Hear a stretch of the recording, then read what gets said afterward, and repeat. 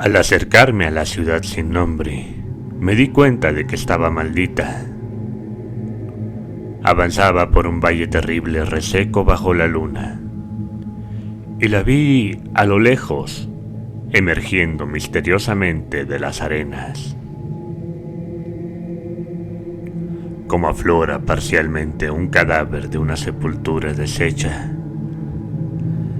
El miedo hablaba desde las erosionadas piedras de esta vetusta superviviente del diluvio, de esta bisabuela de la más antigua pirámide, y un aura imperceptible me repelía y me conminaba a retroceder ante antiguos y siniestros secretos que ningún hombre debía ver, ni nadie se habría atrevido a examinar.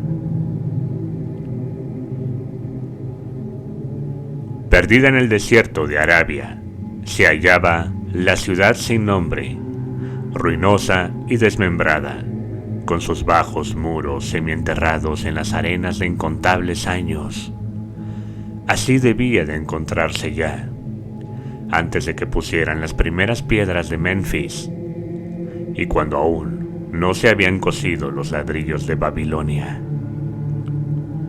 No hay leyendas tan antiguas que recojan su nombre o la recuerden con vida, pero se habla de ella temerosamente alrededor de las fogatas, y las abuelas cuchichean sobre ella también en las tiendas de los jeques, de forma que todas las tribus la evitan sin saber muy bien la razón. Esta ciudad fue con la que el poeta loco Abdul Azharet soñó la noche antes de cantar su dístico inexplicable. No está muerto lo que yace eternamente. Incluso con el paso de los extraños eones, la muerte puede morir. Yo debía haber sabido que los árabes tenían sus motivos para evitar la ciudad sin nombre, la ciudad de la que se habla en extraños relatos, pero no ha visto ningún hombre vivo. Sin embargo, desafiándolos, penetré en el desierto inexplorado con mi camello. Solo yo la he visto, y por eso no existe en el mundo otro rostro que ostente las espantosas arrugas que el miedo ha marcado en el mío, ni se estremezca de forma tan horrible cuando el viento de la noche hace retemblar las ventanas.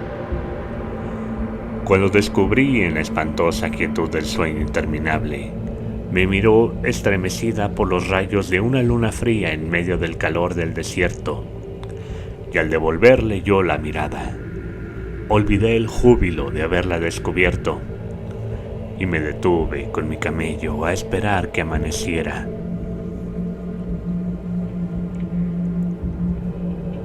Cuatro horas después, hasta que el oriente se volvió gris, se apagaron las estrellas, y el gris se convirtió en una claridad rosácea orlada de oro. Oí un gemido y vi que se agitaba una tormenta de arena entre las piedras antiguas, aunque el cielo estaba claro y las vastas extensiones del desierto permanecían en silencio. Y de repente, por el borde lejano del desierto, surgió el canto resplandeciente del sol, a través de una minúscula tormenta de arena pasajera, y en mi estado febril imaginé que de alguna remota profundidad brotaba un estrépito de música metálica, saludando al disco de fuego, como Menón lo saluda desde las orillas del Nilo. Y me resonaban los oídos y me bullía la imaginación, mientras conducía mi camello lentamente por la arena hasta aquel lugar inominado, lugar que, de todos los hombres vivientes, únicamente yo he llegado a ver. Y vagué entre los cimientos de las casas y de los edificios, sin encontrar relieves ni inscripciones que hablasen de los hombres, si es que fueron hombres que habían construido esta ciudad y la habían habitado hacía demasiado tiempo. La antigüedad del lugar era malsana, por lo que deseé fervientemente descubrir algún signo o clave que probara que había sido hecha efectivamente por los hombres. Había ciertas dimensiones y proporciones en las ruinas que me producían desasosiego. Llevaba conmigo numerosas herramientas y cavé mucho entre los muros de los olvidados edificios, pero mis avances eran lentos y nada de importancia aparecía.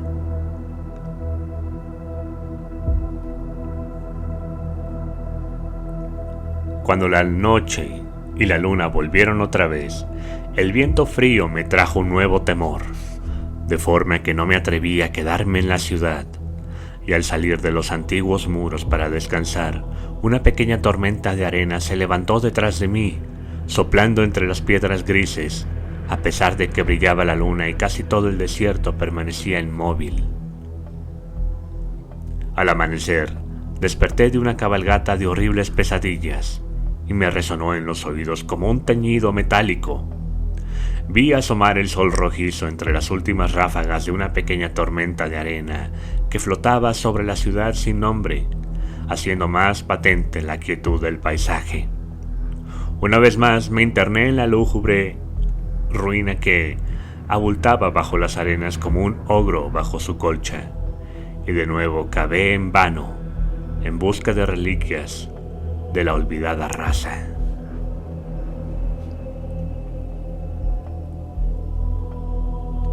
A mediodía descansé y dediqué la tarde a señalar los muros, las calles olvidadas y los contornos de los casi desaparecidos edificios. Observé que la ciudad había sido efectivamente poderosa y me pregunté cuáles pudieron ser los orígenes de su grandeza. Me representaba el esplendor de una edad tan remota que Caldea no podría recordarla, y pensé en Sarnath, la predestinada, ya existente en la tierra de Nar, cuando la humanidad era todavía joven, y en Eve, excavada en la piedra gris antes de la aparición de los hombres. De repente llegué a un lugar donde la roca del subsuelo emergía de la arena, formando un bajo acantilado, y vi con alegría lo que parecía prometer nuevos vestigios del pueblo antediluviano. Toscamente talladas en la cara del acantilado aparecían las inequívocas fachadas de varios edificios pequeños o templos achaparrados, cuyos interiores conservaban quizá numerosos secretos de edades incalculablemente remotas, aunque las tormentas de arena habían borrado hacía tiempo los relieves que sin duda exhibieron en su interior.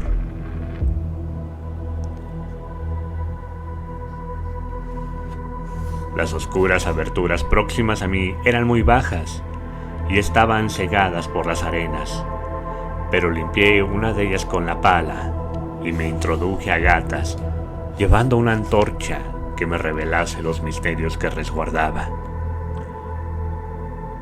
Una vez en el interior, vi que la caverna era efectivamente un templo y descubrí claros signos de la raza que había vivido y practicado su religión antes de que el desierto fuese desierto.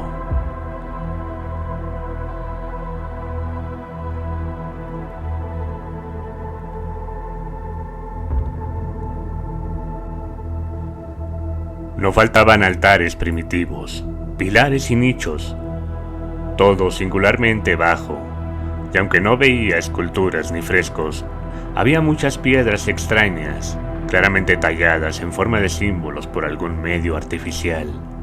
Era muy extraña la baja altura de la cámara cincelada, ya que apenas me permitía estar de rodillas, pero el recinto era tan grande que la antorcha revelaba una parte solamente. Algunos de los últimos rincones me producían temor, pues determinados altares y piedras sugerían olvidados ritos de naturaleza repugnante e inexplicable que hicieron que me preguntase qué clase de hombres podían haber construido y frecuentado semejante templo. Cuando finalmente vi todo lo que aún tenía lugar, salí gateando otra vez, ansioso por averiguar lo que pudieran revelarme los templos. La noche se estaba echando encima, pero las cosas tangibles que había visto hacían que mi curiosidad fuese más fuerte que mi miedo, y no huí de las largas sombras lunares que me habían intimidado a la primera vez. Aquella primera vez que vi la ciudad sin nombre. En el crepúsculo limpié otra abertura y encendiendo una nueva antorcha me introduje a rastras por ella y descubrí más piedras y símbolos enigmáticos, pero todo era tan vago como en el otro templo. El recinto era igual de bajo, aunque bastante menos amplio, y terminaba en un estrecho pasadizo en el que había oscuras y misteriosas hornacinas. Me encontraba examinándolas cuando el ruido del viento y mi camello turbaron la quietud y me hicieron salir a ver qué había asustado al animal. La luna brillaba intensamente sobre las primitivas ruinas, iluminando una densa nube de arena que parecía producida por un viento fuerte, aunque decreciente, que soplaba desde algún lugar del acantilado que tenía ante mí. Sabía que era este viento frío y arenoso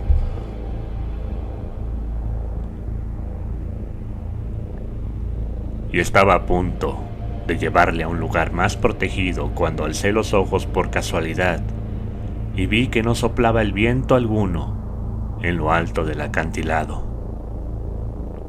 Esto me dejó asombrado y me produjo temor otra vez, pero inmediatamente recordé los vientos locales y súbitos que había observado anteriormente durante aquel amanecer y el crepúsculo, y pensé que era algo normal.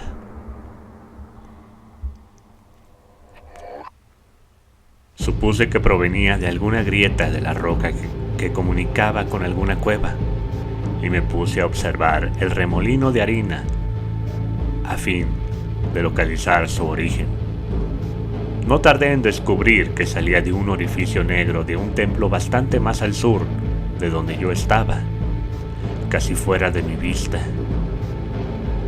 Luego eché a andar contra la nube sofocante de arena en dirección a dicho templo, y al acercarme descubrí que era más grande que los demás y que su entrada estaba bastante menos obstruida de arena dura.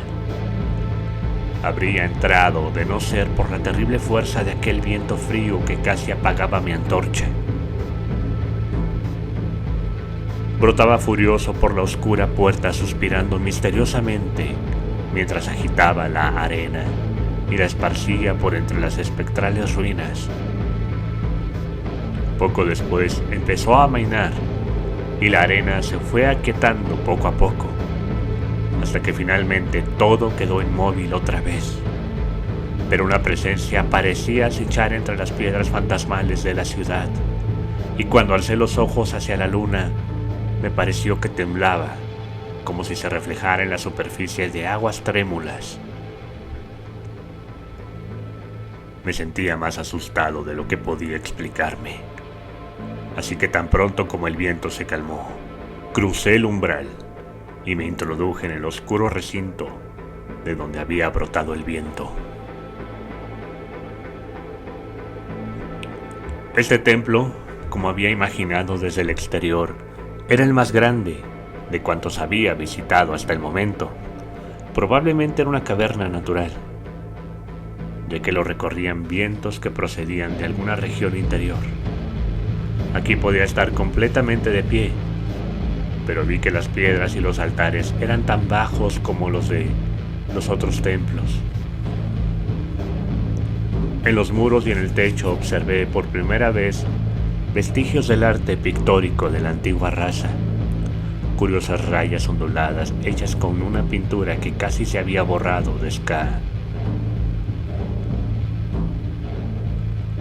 descascarrillado. Y en dos de los altares vi, con creciente excitación, un laberinto de relieves curvilíneos bastante bien trazados.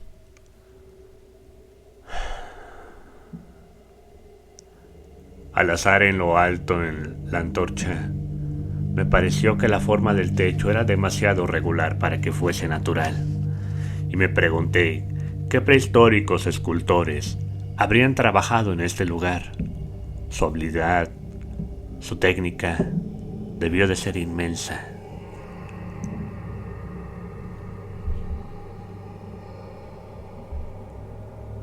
Luego, una súbita llamarada de la caprichosa antorcha me reveló lo que había estado buscando: el acceso a aquellos abismos más remotos de los que había brotado el inesperado viento. Sentí un desvanecimiento al descubrir que se trataba de una puerta pequeña, artificial, cincelada en la sólida roca. Metí la antorcha por ella y vi un túnel negro de bajo techo y abovedado que se curvaba sobre un tramo descendente de toscos escalones muy pequeños, numerosos y empinados. Siempre veré esos peldaños en mis sueños, ya que llegué a saber lo que significaban. En aquel momento no sabía si considerar los peldaños o meros apoyos para salvar una pendiente demasiado pronunciada. La cabeza me daba vueltas, agobiada por locos pensamientos, y parecieron llegarme flotando las palabras de advertencias de los profetas árabes. A través del desierto, desde las tierras que los hombres conocen a la ciudad sin nombre, que no se atreven a conocer. Pero solo vacilé un momento antes de cruzar el umbral y empezar a bajar precavidamente por el empinado pasadizo con los pies por delante, como una escala de mano. Solo en los terribles desvaríos de la droga o del delirio puede un hombre haber efectuado un descenso como el mío. El estrecho pasadizo bajaba interminable como un pozo espantosamente fantasmal, y la antorcha que yo sostenía por encima de mi cabeza no alcanzaba a iluminar las ignoradas profundidades hacia las que descendía. Perdí la noción de las horas y olvidé consultar mi reloj, aunque me asusté al pensar en la distancia que debía de estar recorriendo. Había giros y cambios de pendiente. Una de las veces llegué a un corredor largo, bajo y horizontal, donde tuve que arrastrarme por el suelo rocoso con los pies por delante, sosteniendo la antorcha que daba de sí la longitud de mi brazo. No había suficiente altura para permanecer de rodillas. Después me encontré con otra escalera empinada y seguí bajando interminablemente mientras mi antorcha se debilitaba poco a poco hasta que se apagó.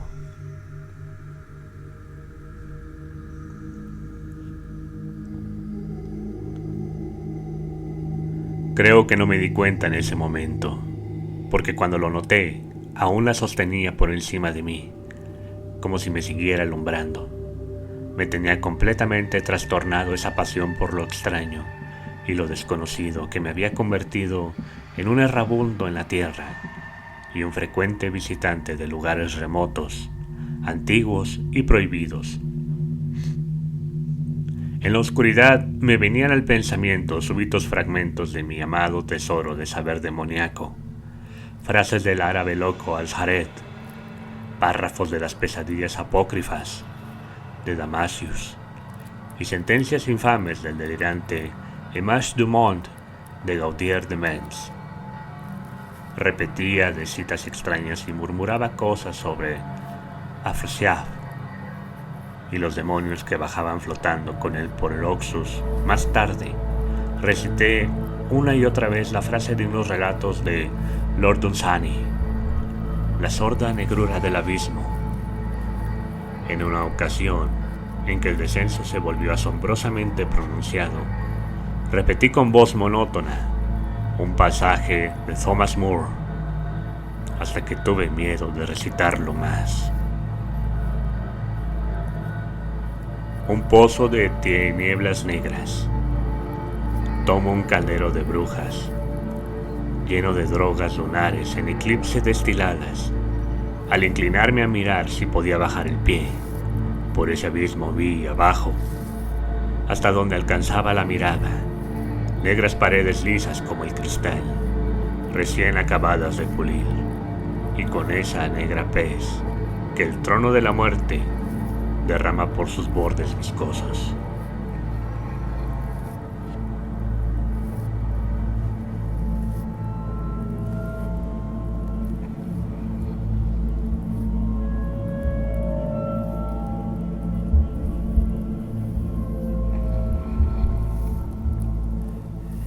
El tiempo había dejado de existir por completo cuando mis pies tocaron nuevamente un suelo horizontal y llegué a un recinto algo más alto que los dos templos anteriores que, ahora, estaban a una distancia incalculable por encima de mí.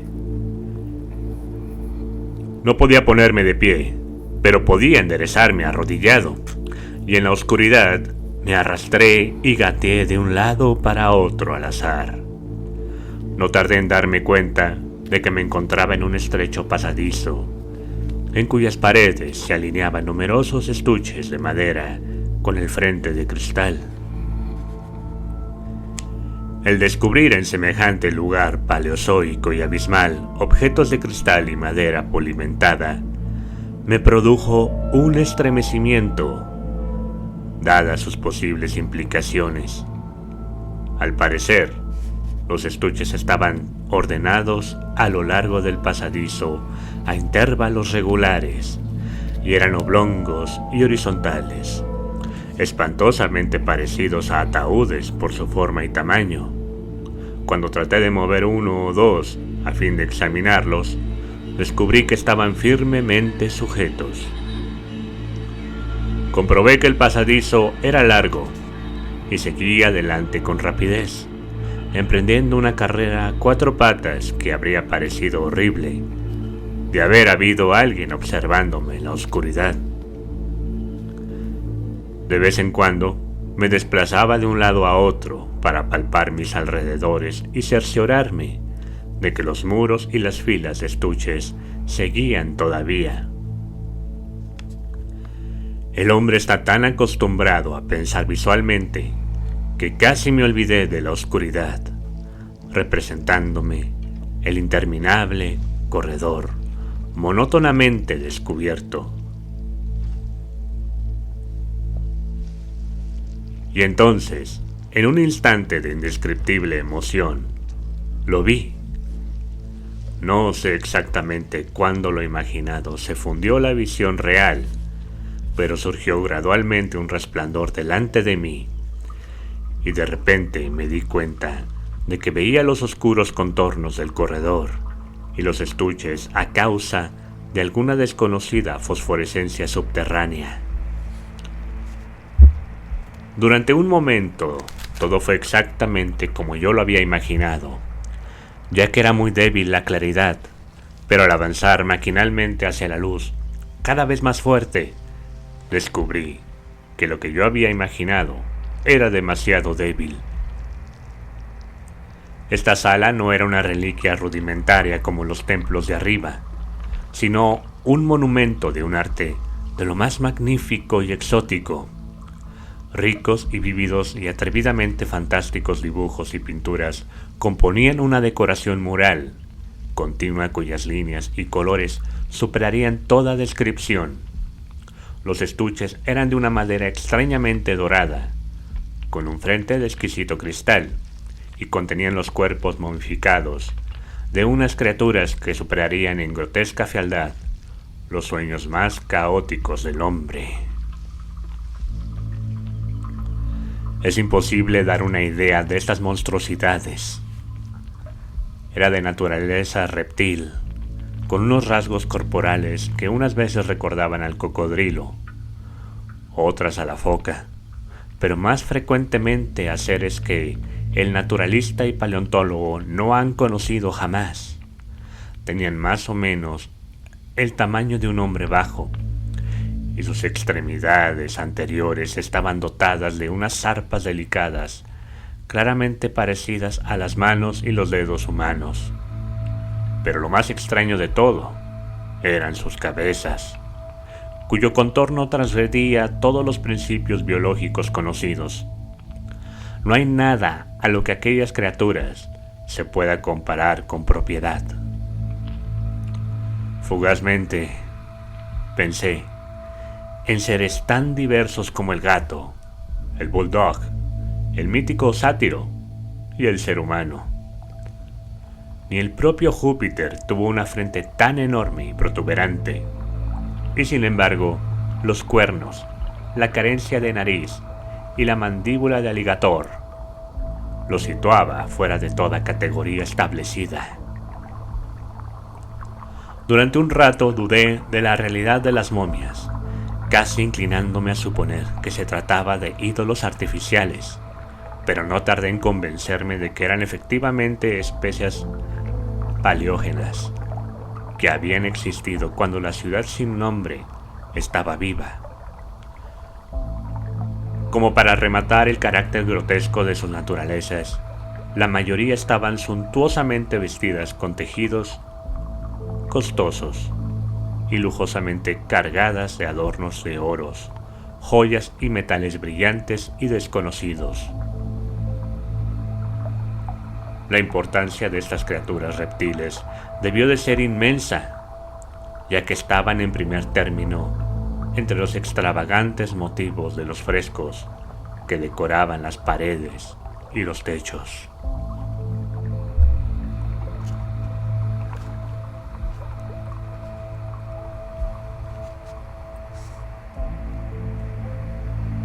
El artista las había retratado con inigualable habilidad en su propio mundo, en el cual tenían ciudades y jardines trazados según sus dimensiones, y no pude dejar de pensar que su historia representada era alegórica, revelando quizá el progreso de la raza que las adoraba. Estas criaturas, me decía, debían de ser para los habitantes de la ciudad sin nombre lo que fue la loba para Roma, o los animales totémicos para una tribu de indios. Siguiendo esta teoría, pude descifrar someramente una época asombrosa de la ciudad sin nombre, la crónica de una poderosa metrópoli costera que gobernó el mundo antes de que África surgiera de las olas, y de sus luchas cuando el mar se retiró y el desierto invadió el fértil valle que la mantenía. Vi sus guerras y sus triunfos, sus tribulaciones y derrotas, y después su terrible lucha contra el desierto, cuando miles de sus habitantes se vieron empujados a abrirse camino hacia abajo, excavando la roca de alguna forma prodigiosa, en busca del mundo del que les habían hablado sus profetas. Todo era misteriosamente vívido y realista, y su conexión con el impresionante descenso que yo había efectuado era inequívoco. Incluso reconocía los pasadizos. Al avanzar por el corredor hacia la luz más brillante, vi nuevas etapas de la épica representada. La despedida de la raza que había habitado la ciudad sin nombre y el valle hacía unos 10 millones de años. La raza cuyas almas se negaba a abandonar los escenarios que sus cuerpos habían conocido durante tanto tiempo, en los que se habían asentado como nómadas durante la juventud de la tierra, tallando en la roca virgen aquellos santuarios en los que habían dejado de practicar sus cultos religiosos. Ahora que había más luz, pude examinar las pinturas con más detenimiento, y recordando que los extraños reptiles debían de representar a los hombres desconocidos, pensé en las costumbres imperantes en la ciudad sin nombre. Había muchas cosas inexplicables. La civilización, que incluía un alfabeto escrito, había llegado a alcanzar al parecer un grado superior al de aquellas otras inmensamente posteriores de Egipto y de Caldea, aunque noté omisiones singulares, Por ejemplo, no pude descubrir ninguna representación de la muerte o de las costumbres funerarias, salvo en las escenas de guerra, de violencia o de plagas. Así que me preguntaba, ¿por qué esta reserva respecto de la muerte natural? Era como si hubiesen abrigado un ideal de inmortalidad como una ilusión esperanzadora. Más cerca del final del pasadizo había pintadas escenas de máximo exotismo y extravagancia, vistas de la ciudad sin nombre que ahora contrastaban por su despoblación y su creciente ruina, y de un extraño y nuevo reino paradisiaco hacia el que la raza se había abierto camino, como sus cinceles a través de la roca.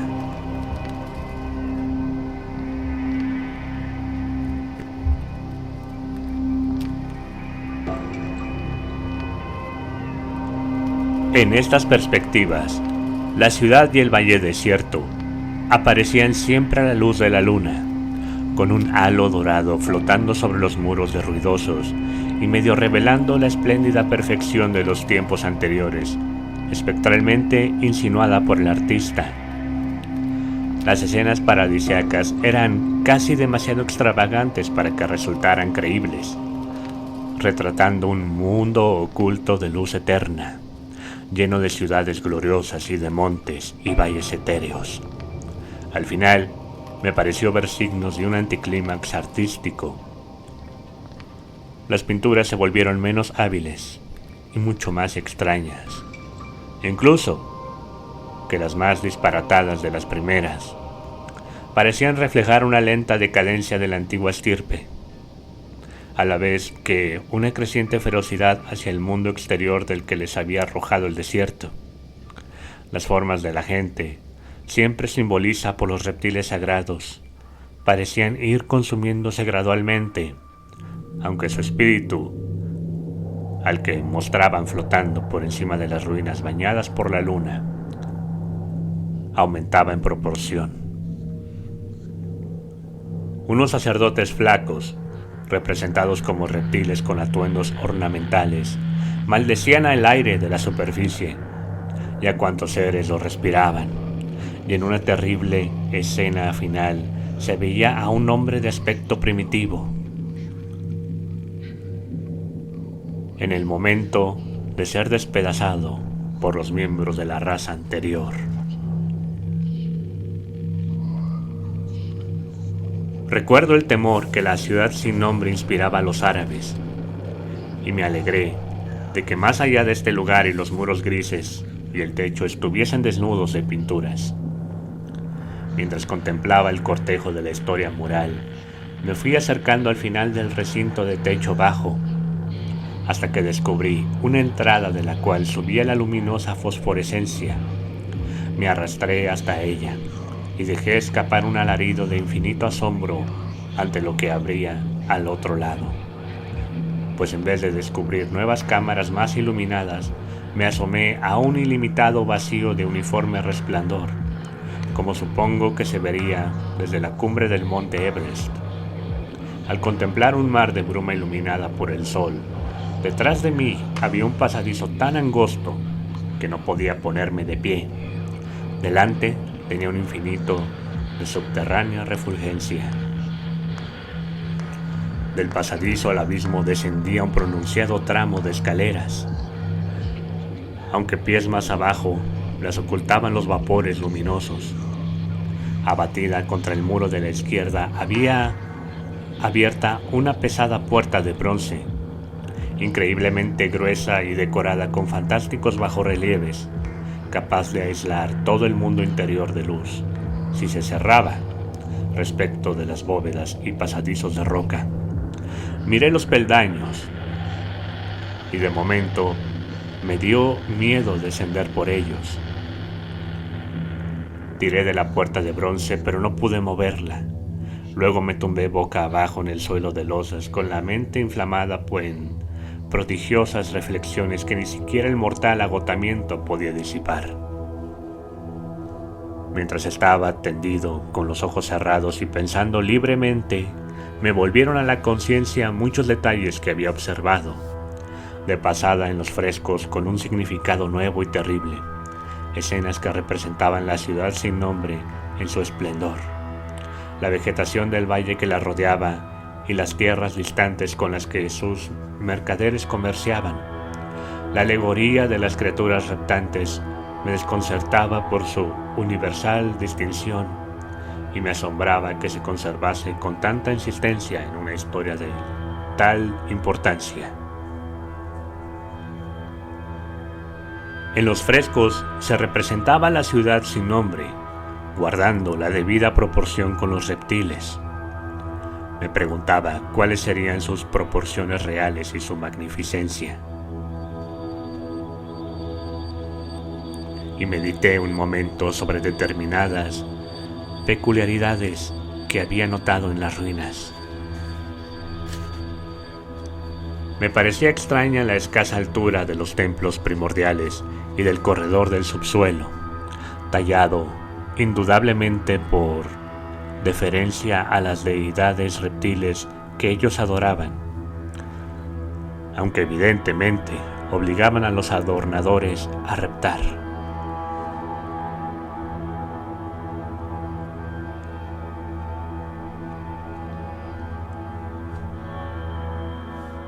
Quizá los mismos ritos comportaban esta imitación de las criaturas adoradas. Sin embargo, ninguna teoría religiosa podría explicar por qué los pasadizos horizontales que se intercalaban en ese espantoso descenso eran tan bajos como los templos o más, puesto que no era posible permanecer siquiera de rodillas. Al pensar en las criaturas reptiles cuyos espantosos cuerpos momificados tenía tan cerca de mí, sentí un nuevo sobresalto de terror. Las asociaciones de la mente son muy extrañas, y me encogí ante la idea de que, salvo el pobre hombre primitivo, despedazado de la última pintura, la mía era la única forma humana, en medio de las numerosas reliquias y símbolos de vida primordial.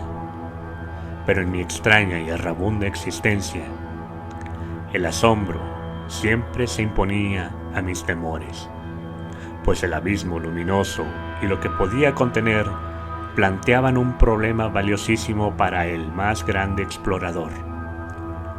No me cabía duda de que al pie de aquella escalera de peldaños singularmente pequeños había un mundo extraño y misterioso. Yo esperaba encontrar allí los recuerdos humanos que las pinturas del corredor no me habían podido ofrecer. Los frescos representaban ciudades y valles increíbles de esta región inferior, y mi imaginación se demoraba en las ricas ruinas que me esperaban.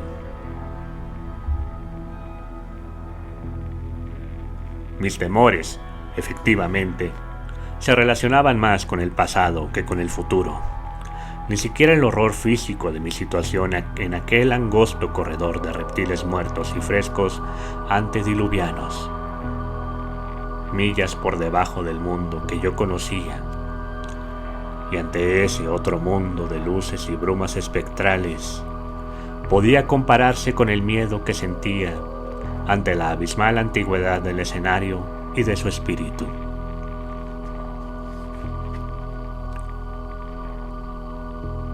Una antigüedad tan inmensa que empequeñecía todo cálculo. Parecía mirar de soslayo desde las rocas primordiales,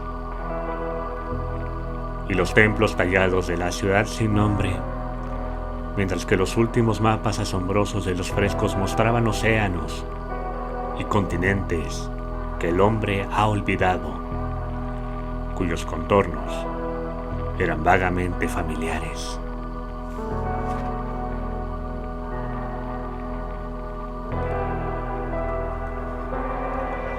Nadie sabía qué podía haber sucedido en las edades geológicas, ya que las pinturas se interrumpían, y la resentida y rencorosa raza había sucumbido a la decadencia.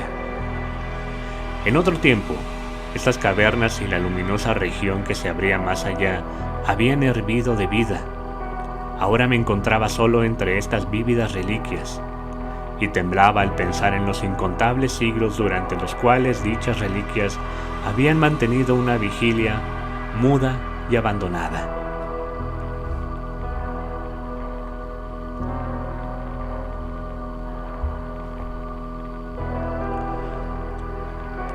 De pronto me invadió nuevamente aquel agudo terror que de cuando en cuando me asaltaba desde que había visto el terrible valle, la ciudad sin nombre, bajo la fría luna, que a pesar de mi cansancio, me sorprendí a mí mismo incorporándome frenéticamente y mirando hacia el oscuro corredor, hacia los túneles que subían al mundo exterior. Me dominó el mismo sentimiento que me había hecho abandonar la ciudad sin nombre por la noche y que era tan inexplicable como acuciante. Un momento después, no obstante, sufrí una impresión aún mayor en forma de un ruido definido, el primero que quebraba el absoluto silencio de estas profundidades sepulcrales.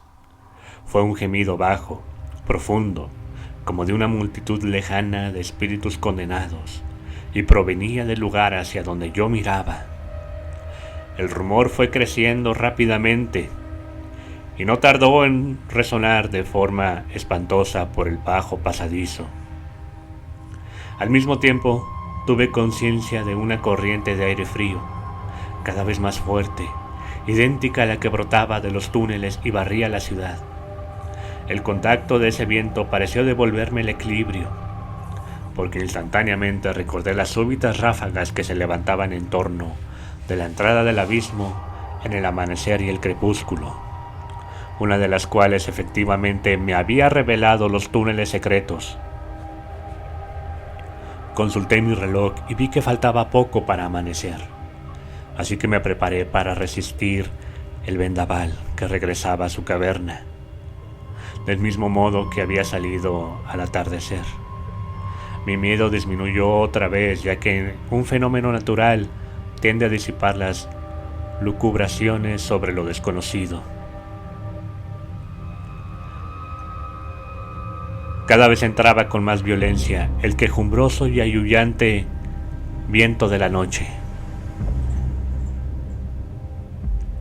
precipitándose en el abismo subterráneo. Me dejé caer de nuevo boca abajo y me agarré vanamente al suelo, temiendo que me arrastrara por la puerta y me precipitara en el abismo fosforescente. No me había esperado una furia semejante, y al darme cuenta de que en efecto me iba deslizando por el suelo hacia el abismo, me asaltaron 1000 nuevos terrores imaginarios. La malignidad de aquella corriente despertó en mí increíbles figuraciones. Una vez más me comparé, con estremecimiento, a la única imagen humana del espantoso corredor, al hombre despedazado por la desconocida raza, porque los zarpazos demoníacos de los torbellinos parecían contener una furia vindicativa, tanto más fuerte cuanto me sentía casi impotente. Cerca del final, creo que grité frenéticamente, casi enloquecido. Si fue así, mis gritos se perdieron en aquella babel infernal de espíritus aulladores.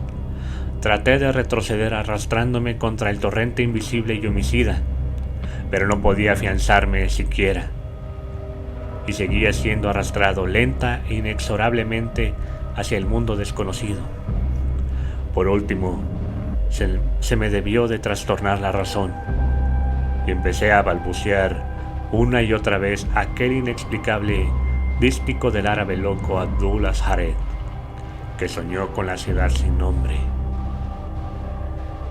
No está muerto lo que yace eternamente, y con el paso de los extraños eones, incluso la muerte puede morir.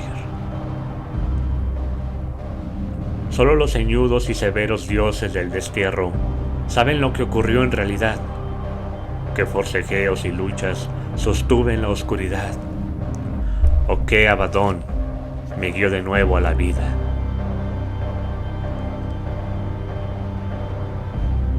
donde siempre habré de recordar y estremecerme cuando sopla el viento de la noche, hasta que el olvido o algo peor me reclame. Fue monstruoso, inmenso, antinatural, muy lejos de cuanto el hombre pueda concebir. Salvo en las primeras horas silenciosas y detestables de la madrugada, cuando uno no puede dormir. He dicho que la furia del viento era infernal, cacodemoniaca, y que sus voces eran espantosas a causa de una perversidad reprimida durante eternidades de desolación. Luego, estas voces, aunque delante de mí seguían siendo caóticas, imaginó mi cerebro enfebrecido que adoptaban forma articulada y detrás, y allá en la tumba de unas antigüedades muertas, hacia innumerables evos, lenguas debajo del mundo diurno de los hombres, oí hombres maldiciones y gruñidos de demonios de extrañas lenguas, horribles maldiciones. Al voltear, vi recortarse contra el éter luminoso del abismo lo que no podía verse en la oscuridad del corredor, una horda pesadillesca de seres que se precipitaban, de demonios semitransparentes, distorsionados por el odio, grotescamente atraviados y pertenecientes a una raza que nadie habría podido confundir, la de las criaturas reptiles de la ciudad sin nombre. Cuando se calmó el viento, me envolvió la negrura más absoluta de las extrañas de la tierra, porque detrás de la última de las criaturas, la gran puerta de bronce se cerró de golpe con un estruendo ensordecedor de música metálica cuyos ecos ascendieron hasta el mundo distante para saludar al sol naciente, como lo saluda Menón desde las orillas del Nilo.